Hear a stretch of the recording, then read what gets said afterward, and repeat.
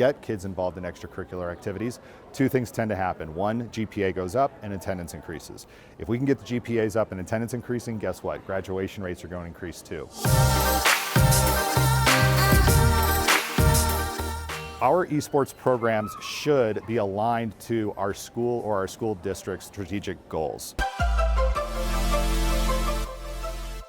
Strategic planning is probably the thing that is most overlooked when it comes to esports programming for schools. I think a lot of people have a tendency to want to kind of start with the cyber side of it, the coding side of it, and a lot of times that's not the catch that these students want to see right now.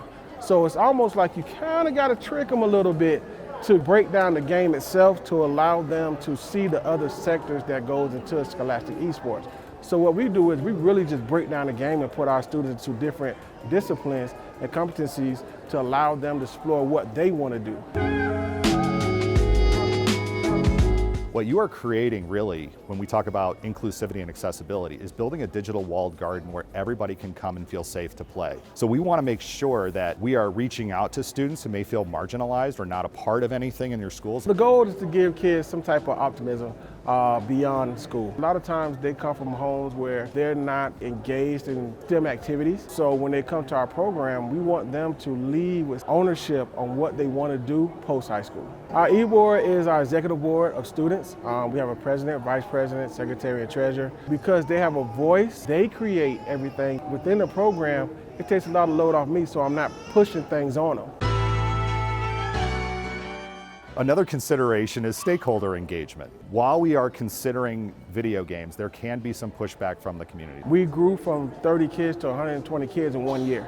And the biggest thing was I had to sit down with my principal and say, hey, listen, we will probably have to maybe try to turn some kids away. Once people saw what we was doing, we was able to acquire a huge grant from the Pew Foundation. We really need to make sure that we are including not just our school administrators, we also need to include our parents in these, because parents have a lot of concerns sometimes about video games. Most parents just thought it was, how can I let my kid play the game 8 hours, or how many hours you come to school, you playing the game all day. And I had to bring the parents in and say, sit down and see what your kids are actually doing in class. So being able to break that mold, get that for the cultural bias of what scholastic esports is, that was a huge thing. We're still working on that. We have to think about the geopolitical and intellectual property issues that sometimes come around these games. Not every game is going to be free, and you can't just copy a game and give it to somebody else. You got to look at privacy laws. You got to look at what's getting sent out, who's getting what. We need to talk about infrastructure planning. Power is a huge issue, bandwidth is a huge issue, network switches are a huge issue. The things that you don't see a lot of times, the things that are behind the scenes, are sometimes the most important components of an esports program. A lot of times people think that the normal computer can pull a certain amount of amps of power. We thought we just could kind of build a lab, and that didn't happen. That was a 2.5-year process. This is something that as an IT director, you're going to need several months to sometimes get things up to where it needs to be.